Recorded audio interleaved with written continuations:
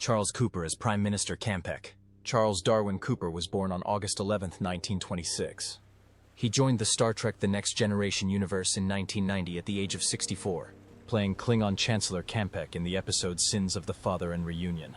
His character was the cold embodiment of power in the Klingon Empire, carrying the political weight and brutality of a warrior civilization.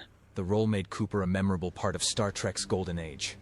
Charles Cooper died on November 29, 2013, at the age of 87. The cause of death was never officially announced, leaving fans in disbelief and grief. At the time of his death, his net worth was estimated at $1 million, largely from his television earnings and his notable roles as alien characters.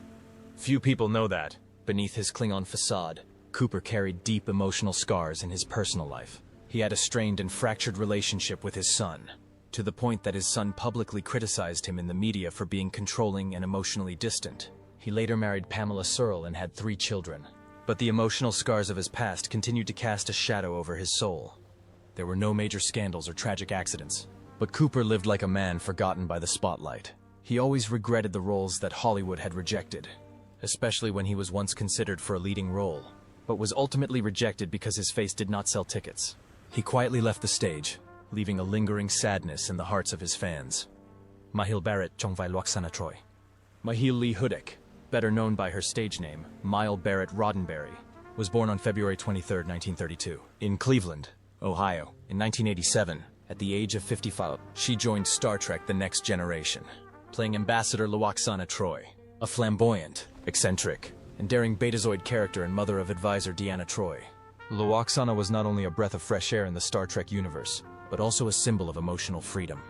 Majel Barrett-Roddenberry died on the morning of December 18, 2008, at her home in Bel Air, Los Angeles, after a long battle with leukemia. She was 76 years old. Her estimated net worth is around $10 million, largely from her production rights and voice work as the spaceship computer in most Star Trek series from 1966 to 2023. After her death, a portion of her ashes, along with those of her husband, Gene Roddenberry, were sent into space on USS Enterprise, which launched successfully on January 8, 2024, marking a truly Star Trek-esque finale. Miguel's love life was as dramatic as the characters she portrayed. While working as a supporting actress on The Lieutenant, she began a relationship with Gene Roddenberry, who was married at the time.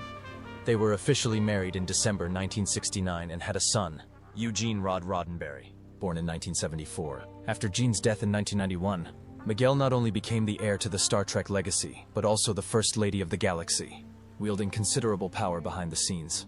She was often described as controlling and uncompromising, and was especially known for cutting ties with anyone she deemed disloyal. But to her fans, Majel Barrett-Roddenberry is more than just an actress. She's the soul of the universe. Georgia Brown as Helena Rodjenko. Georgia Brown, born Lillian Claire Clott, was born on October 21, 1933, in London's Poor East End.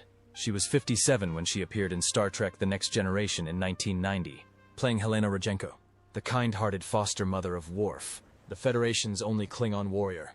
In the film, Helena is a kind woman who loves her adopted son like her own, bringing a humane perspective to the cold space.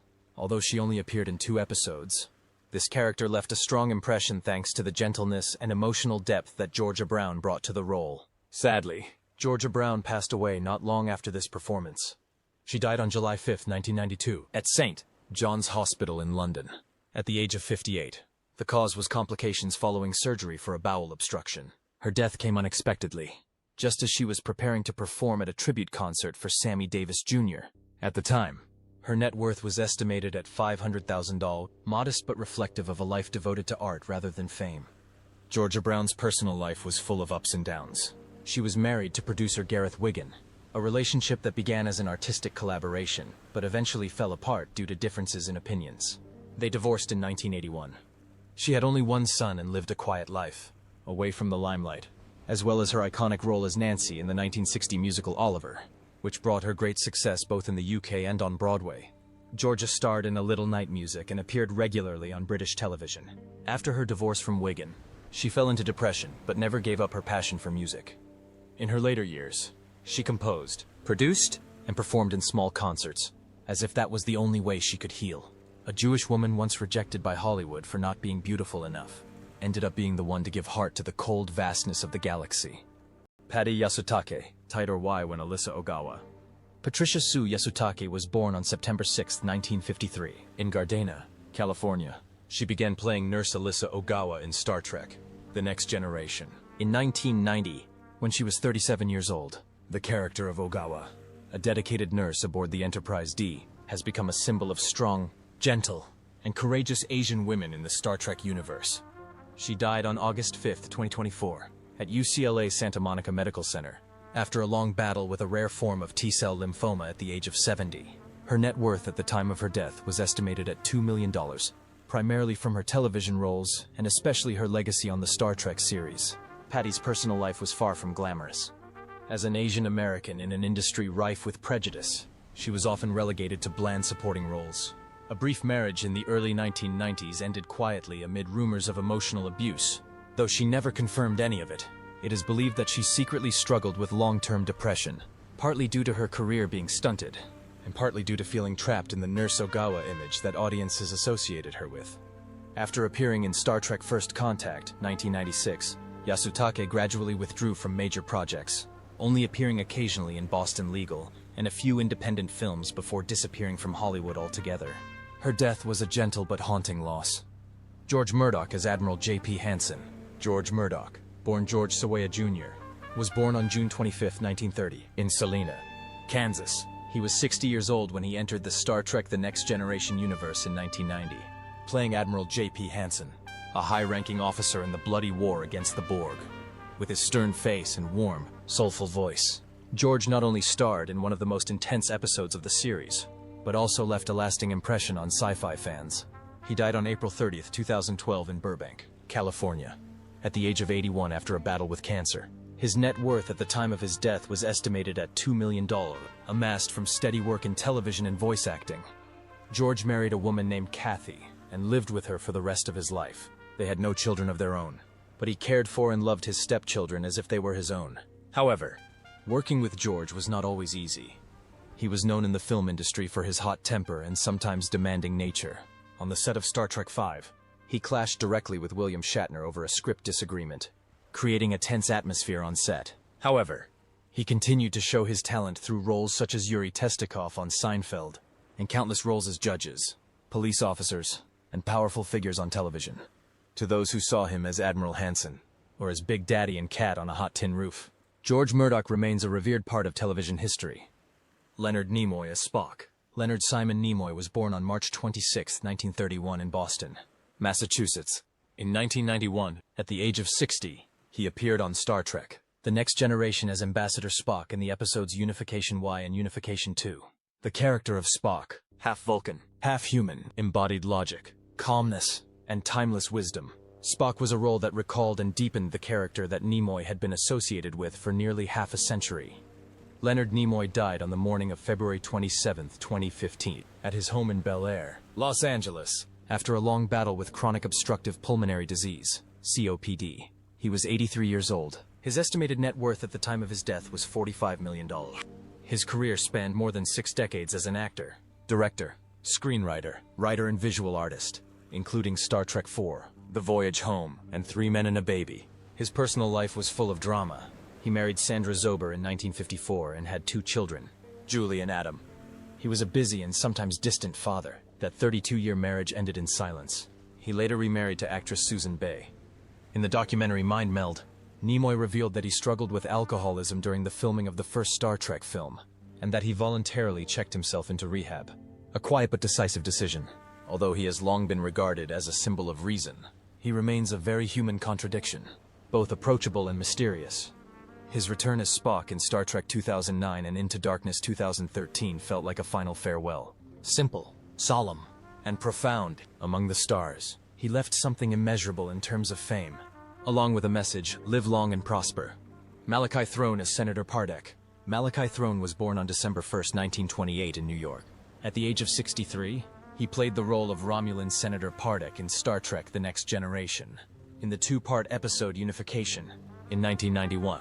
With his scheming and sinister performances that left viewers shivering, he helped turn political espionage into a television phenomenon. On March 13, 2013, Malachi Throne died at his home in Brentwood, California, after a battle with lung cancer at the age of 84. At the time of his death, His net worth was estimated at $1.5 million, a modest sum considering his decades of service. Throne's personal life was not without its ups and downs. His first marriage to Judith Marions lasted 27 years, but ended amid numerous disputes, including accusations of controlling and emotionally abusive behavior. The couple had 2 sons, one of whom, Zachary Throne, became a musician and actor. His second marriage, to Marjorie Bernstein, also ended in silence. Although a talented actor, Throne was often overlooked by Hollywood, in part because of his unconventional appearance. He was criticized for pushing younger actors aside during rehearsals, and his health declined significantly in his later years. His passing has brought to an end a long journey full of pain, but also full of art. Andreas Katsulas Chung Or Tomolak. Andrew Constantine Katsulas was born on May 18, 1946, in St. Louis, Missouri. He joined the Star Trek The Next Generation universe in 1989, at the age of 43, as the powerful and mysterious Romulan commander Tomolak. The character established him as one of the series' most memorable villains, with his cold eyes, resonant voice, and fierce confrontations with Captain Picard. On February 13, 2006, Andreas Katsulas died in Los Angeles at the age of 59 from lung cancer after an unsuccessful battle with the disease. A heavy smoker, he had been diagnosed with terminal cancer just a year before his death. At the time of his death, he left behind a net worth of approximately $3 million, largely due to his iconic roles in Babylon 5 and Star Trek. His remains were cremated, and his ashes were kept by his last wife, Gila Nisan. His personal life was tumultuous. His first marriage to Marva Marie Cadane ended in divorce after they had 2 children, Michael and Catherine. Family members recall Andreas as a loving father but emotionally distant, especially during his struggles with alcoholism. After moving to New York and joining the Peter Brooks International Theater Company, he embarked on an intense and lonely artistic life, performing in mental institutions, prisons, markets in Venezuela and quarries in Australia. After years of struggling between the limelight and harsh reality, he finally found his cinematic mark with The Sicilian, 1987, followed by The Fugitive, 1993, in which he played the terrifying one-armed villain Frederick Sykes. It was the mark of a true artist, a life of hardship, but brilliant in his roles. David Warner as Gul Madred. David Warner, known to Star Trek fans for his chilling portrayal of Gul Madred, brought unforgettable weight to his role as the Cardassian interrogator in the Next Generation episode, Chain of Command. Born on July 29, 1941, in Manchester, England, Warner joined the Star Trek universe in 1992 at the age of 51, with the haunting line, "There are 4 lights that will echo throughout the history of science fiction."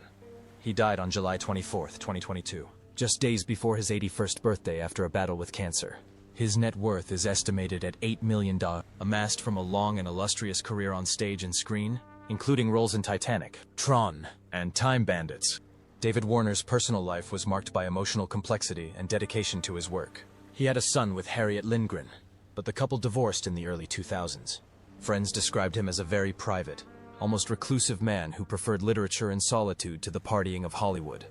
For much of his life, Warner suffered from chronic stage fright and avoided live theater for decades, a stark contrast to his powerful on-screen persona. Despite critical acclaim, he often struggled with self-doubt and once described acting as more of a challenge than a joy. In his later years, he lived quietly in Northwood, London, and continued to write audiobooks and voiceovers until his health failed. Still, his portrayal of Madrid Ghoul remains one of the darkest and most psychologically layered performances in Star Trek history. Richard Lynch as Arctis Baran. Richard Hugh Lynch was born on February 12, 1940, in Brooklyn, New York, to an Irish Catholic family. At the age of 53, he appeared in Star Trek The Next Generation, 1993, playing Arctis Baran, a cold and ruthless mercenary in the 2-part episode Gambit. This role marked the impressive return of a familiar villain on screen, with scarred features that both terrified and captivated millions of viewers. On June 19, 2012, Richard Lynch was found dead at his home in Yucca Valley, California. At the age of 72, his body was left alone in the kitchen for several days before a friend visited. The cause of death was determined to be a heart attack. At the time of his death, his net worth was estimated at $1 million, largely amassed from more than 160 film and television roles, including The Sword and the Sorcerer, 1982, for which he won the Saturn Award for Best Supporting Actor, and Invasion USA, 1985, where he faced off against Chuck Norris. Richard Lynch's life was a journey of tragedy and redemption. In 1967, under the influence of PCP, he set himself on fire in Central Park, New York. resulting in burns to over 70% of his body. The incident not only left him with permanent scars, but also motivated him to quit drugs and pursue a career in studio acting. He often played villains, but in real life, he was a lonely and vulnerable soul. He was nominated for a Tony Award in 1977 for a stage performance with Al Pacino, and starred opposite Judson Scott in the 1982 film The Phoenix. However, broken marriages, the death of his only son Christopher from pneumonia in 2005, and growing distance from his friends drove him into seclusion in his later years. Despite a history of drug addiction, a horrific accident, and years of mental instability, Richard Lynch remains a symbol of rebirth and dedication. Tony Todd is Kern. Anthony Tyron. Todd was born on December 4, 1954 in Washington, D.C. He joined the Star Trek universe in 1990, at the age of 36, with his tall stature and deep, distinctive voice. Tony Todd transformed into Kern, Worf's proud and emotional younger brother, on Star Trek, The Next Generation, and then Deep Space Nine. Todd conquered audiences and left a lasting impression on fans. Todd died on November 6, 2024, at the age of 69, after a quiet battle with stomach cancer. Despite his failing health, he completed his final 2 projects, Final Destination, Bloodlines, and Indiana Jones and the Great Circle, both of which are dedicated to his memory. His net worth is estimated at $10 million, the result of decades of film, television, and voice work, including his role as the villain Venom in Marvel's Spider-Man 2, for which he was nominated for an award. Todd's personal life was a mix of explosive talent and quieter corners. His marriage to Fatima Cortez produced 2 children, Alexander and Ariana, but was always challenged by the distance, his intense passion for art and his long-term mental health. In the 1990s, a brief relationship with a young actress sparked controversy when she accused him of emotional manipulation, though no lawsuits were filed. After The Rock 1996 and Hatchet 2 2010, he often turned down blockbuster roles in favor of characters with depth and dark inner thoughts. In his later years, his health was failing, forcing Todd to live a mostly isolated life in Marina del Rey, California. However, Tony Todd's legacy remains strong in the history of horror and science fiction films. Barbara March as Lursa. Barbara March, born Barbara Jean Machka, was born on October 9, 1953 in Canada. At the age of 38, she made her debut in Star Trek The Next Generation as Lursa, one of the infamous Duras sisters, who represented the ambition and ruthlessness of the Klingon Empire. With her sharp features and commanding presence, Barbara quickly made Lursa one of the most memorable female villains in the Star Trek universe. On August 11, 2019, Barbara March passed away at the age of 65 after a long battle with cancer. At the time of her death, her net worth was estimated at $5 million. Much of her income came from television roles and years of theater at the Stratford Shakespeare Festival, the Guthrie Theater, and theaters in New York and Los Angeles. Barbara's personal life was no less strained. Her long marriage to Alan Scarf, who also appeared on The Next Generation, was plagued by separations and artistic jealousy, especially as she devoted herself more and more to the stage. Their daughter, Antonia, became a musician but kept her distance from the media. In the late 1990s, Barbara devoted herself to her solo play The Raising of Charlotte Bronte, but the play's financial failure plunged her into a deep depression. A perfectionist to the extreme, she was known to walk out of a performance if she felt her co-star was ruining the mood. Her uncompromising attitude eventually turned the film industry against her. Despite being a true talent, she rose to the top and then faded away in silence.